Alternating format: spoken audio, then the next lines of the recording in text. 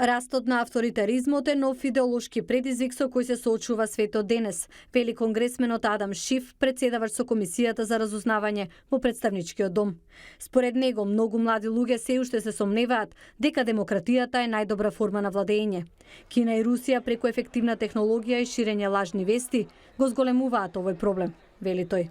The Chinese model, along with Russian efforts to subvert other democracies. Овој кинески модел заедно со руските напори за потценување на демократијата, заедно со притисокот поради економски проблеми, придонесуваат кон овој тренд на тоталитаризам.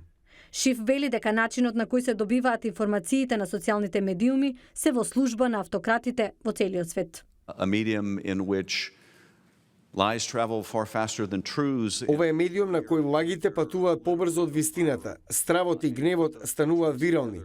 Се тоа заедно со економската несигурност и проблематичната информацијска средина представува вистинска закана за демократијата.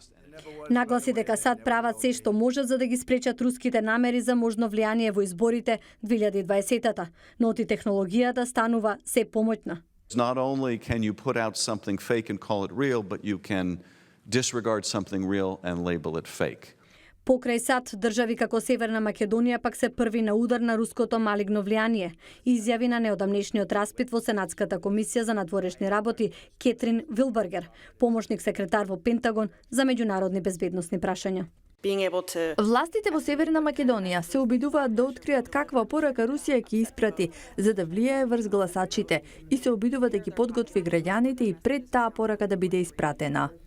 Ризикот за демократијата и човековите права уште повеќе ќе расте со брзиот развој на технологијата и дигиталниот тоталитаризам, кога само преку препознавање на лице може да се следат граѓаните, каде одат, што објавуваат на Facebook, дали патуваат и каков им е кредитниот рейтинг.